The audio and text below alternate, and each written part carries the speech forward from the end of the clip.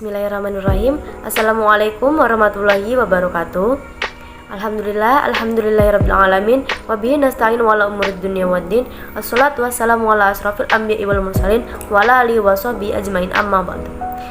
Yang terhormat kepada Bapak Fidian Abron, MPD, selaku dosen pengampu mata kuliah Akhlak dan Tasawuf. Sebelumnya izin memperkenalkan diri, kami dari kelompok 6 yang beranggotakan saya sendiri Anggi Dwi Lestari dengan NPM 2111050172 dan rekan saya yang bernama Nadila Aprilia dengan NPM 2111050181 dan yang terakhir ada Sri Warsia dengan NPM 2111050166. Baik, pada kesempatan kali ini kami akan menjelaskan sedikit materi yang telah kami diskusikan, yaitu mengenai dalil-dalil tentang tasawuf. Yang pertama yaitu ada dasar-dasar Al-Quran dan hadis dalam tasawuf. Jadi, Al-Quran merupakan kitab Allah yang di dalamnya terkandung muatan-muatan ajaran Islam, baik akidah, syarah maupun muamalah. Dari ketiga muatan tersebut banyak sekali yang tercermin dalam ayat-ayat yang termaktub di dalam Al-Quran. Karena secara umum ajaran Islam mengatur kehidupan yang bersifat lahiriah dan batiniah.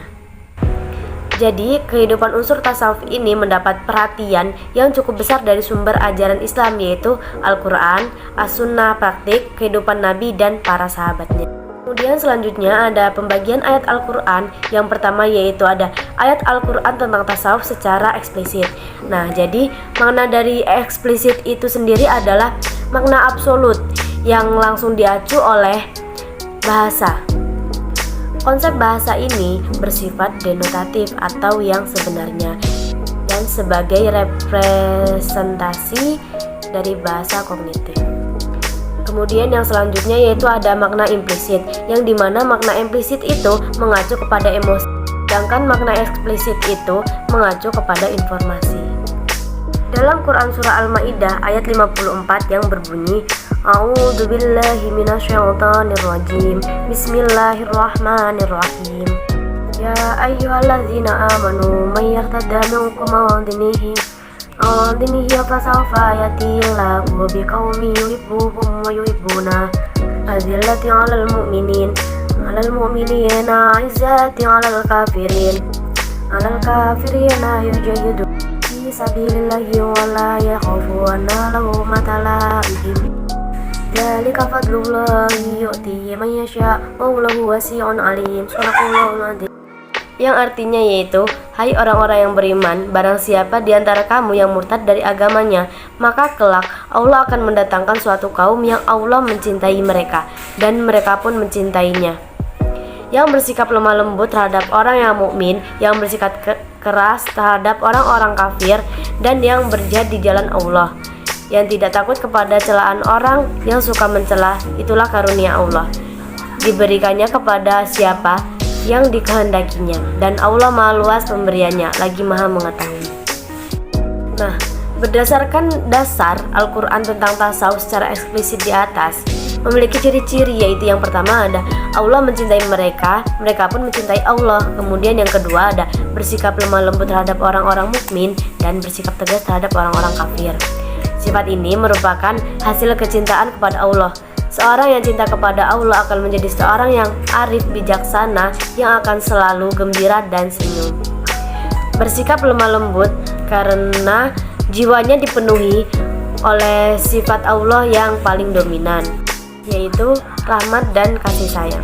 Inilah yang menghasilkan rasa persaudaraan seagama yang menjadikan sikap toleran terhadap kesalahannya.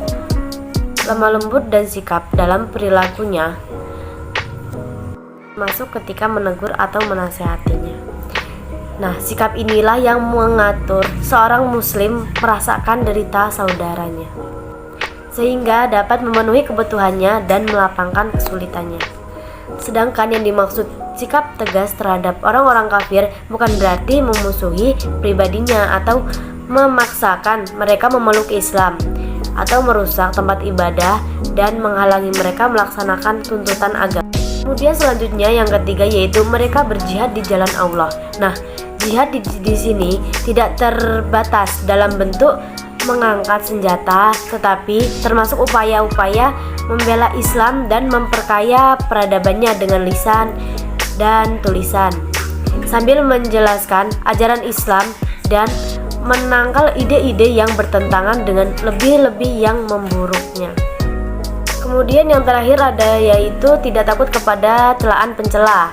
Nah, yang dimaksud tidak takut kepada celaan pencela di sini adalah mereka tidak takut dicela di saat mereka bersikap toleran. Misalnya, jika mereka bersikap tegas terhadap orang-orang kafir yang memusuhi Islam, tidak juga khawatir dituduh fanatik atau fundamentalitas ketika mereka menegakkan ukhuwah Islamiyah. Karena Allah memerintahkan manusia agar senantiasa bertaubat, membersihkan diri, dan memohon ampunan kepadanya, sehingga memperoleh cahaya darinya. Nah, hal ini sesuai dengan ayat Al-Quran surah At-Tahrim ayat 8 yang A'udzubillahi minasyaitonirrajim. Bismillahirrahmanirrahim. Ya ayyuhalladzina amanu tubu ilallahi taubatan nasuha. Asa rabbukum ayyukaffira ankum sayyi'atikum wa yudkhilakum jannatin tajri min tahtiha al-anhar. Min tahtiha al-anhar yawma la yuzilul nabiyya walladzina amanu bima nuruhum yas'aya baina aydihim wa bi aymanihim wa yaquluna rabbana asbim lana nurana waghfir lana innaka ala kulli syai'in qadir. Shadaqallahul adzim. Yang artinya yaitu, hai orang-orang yang beriman, bertaubatlah kepada Allah, karena dengan bertaubat yang sebenar-benarnya mudah-mudahan Tuhanmu akan menghapus kesalahan-kesalahanmu dan memasukkan kamu ke dalam surga yang mengalir di bawah sungai-sungai. Pada hari ketika Allah tidak menghinakan Nabi dan orang-orang beriman bersama dengan dia, sedang cahaya mereka memancar di hadapan dan di sebelah kanan mereka, sambil mereka mengatakan, ya Tuhan kami, sempurnakanlah kami bagi cahaya kami, sesungguhnya Engkau maha kuasa atas segala sesuatu. Yang pertama, ayat Al-Quran tentang tasawuf secara implisit. Makna implisit yaitu makna universal yang disembunyikan oleh bahasa. Konsep makna ini bersifat konotatif atau kias sebagai representatif dari bahasa emotif. Implisit yaitu bermakna atau maksud diajukan tidak secara langsung dan sembunyi-sembunyi. Adapun ayat-ayat Al-Quran yang menjadi landasan tasawuf secara implisit dapat dilihat dari tingkatan atau makom dan keadaan ahwal para sufi, yaitu tingkatan juhud, yakni tercantum dalam surat An-Nisa ayat 77 yang artinya, katakanlah kesenangan di dunia ini hanya sementara dan akhirat itu lebih baik untuk orang-orang yang bertakwa. Dan tingkatan yang selanjutnya yaitu tawakal, yaitu dalam surat At-Tolak ayat 3 yang artinya, dan barang siapa bertawakal kepada Allah, niscaya Allah mencukupi keperluannya. Tingkatan yang selanjutnya yaitu syukur dalam Quran surat Ibrahim ayat 7. Artinya, sesungguhnya jika kamu bersyukur pasti akan kami menambah nikmat kepadamu. Selanjutnya yaitu hadis tentang tasawuf secara eksplisit. Dalam hadis juga banyak dijumpai keterangan-keterangan yang berbicara tentang kehidupan rohani manusia. Di antara adalah sebagai berikut. Senantiasa seorang hamba itu mendekatkan diri kepadaku dengan amalan-amalan sunnahku. Aku mencintainya. Jadilah aku pendengarnya yang dia pakai untuk mendengar, dan jadinya lidah dia pakai untuk berbicara, dan tangan yang dipakai untuk mengepal, dan kakinya yang dia pakai untuk berusaha. Maka dengankulah dia mendengar, berbicara, berpikir, meninju, dan melihat. Selanjutnya yaitu akhlak Nabi Muhammad SAW merupakan acuan akhlak yang tidak ada bandingannya. Akhlak Nabi Muhammad bukan hanya dipuji oleh manusia, tapi oleh Allah Subhanahu wa Ta'ala. Hal ini dapat dilihat dalam firman Allah yang artinya, dan sesungguhnya kami Muhammad benar-benar berbudi pekerti yang agung dalam Quran surat Al-Qalam ayat 4. Ketika Aisyah ditanya tentang akhlak Nabi, beliau menjawab, akhlaknya adalah Al-Quran. Hadis riwayat Ahmad dan Muslim. Kehidupan 4 sahabat Nabi Muhammad SAW. Sumber lain yang menjadi sumber acuan oleh para sufi adalah kehidupan para sahabat yang berkaitan dengan keteguhan iman, ketakwaan, kezuhudan, dan budi pekerti luhur. Yang kedua, Hadis tentang tasawuf secara implisit dari Umar bin Khattab radhiyallahu anha, katanya, aku mendengar Rasulullah SAW bersabda, semua amal perbuatan itu hanyalah dinilai menurut masalah niatnya, dan setiap orang hanyalah menurut apa yang diniatkan. Maka barang siapa yang hijrahnya itu kepada keridhaan Allah dan Rasulnya, maka hijrahnya ada kepada Allah dan Rasulnya, keduniaan atau wanita yang akan dikawininya, maka hijrahnya itu pun diberi penilaian untuk tujuan apa ia hijrah tadi. Riwayat Al-Bukhari. Dari Ibnu Mas'ud, dari Rasulullah SAW bersabda, sesungguhnya jujur itu mendorong untuk beramal soleh, dan sesungguhnya amal soleh itu menunjukkan jalan ke surga. Dan seorang yang benar-benar atau terus-menerus berbuat jujur sehingga menjiwai dan berbudi ditetapkan di sisi Allah sebagai ahli jujur. Dan sesungguhnya dusta itu mendorong untuk berbuat keji, dan perbuatan keji itu menyampaikannya ke dalam neraka. Dan seorang yang benar-benar itu terus-menerus ditetapkan di sisi Allah sebagai ahli dosa. Yang selanjutnya yaitu hadis qudsi. Dalam hadis qudsi juga dijelaskan, yaitu tidaklah para hamba yang beribadah kepadaku dari sesuatu yang lebih aku cintai daripada yang telah aku fadukan kepadanya. Dan hamba yang beribadah kepadaku dan perbuatan-perbuatan sunnah, maka aku juga mencintainya. Jika aku telah mencintainya, maka aku adalah pendengar yang ia gunakan untuk pendengar, penglihatan yang ia gunakan untuk melihat, tangan yang ia pakai untuk memegang, dan kaki yang ia gunakan untuk berjalan. Dan jika ia memohon perlindungan kepadaku, maka aku akan melindunginya.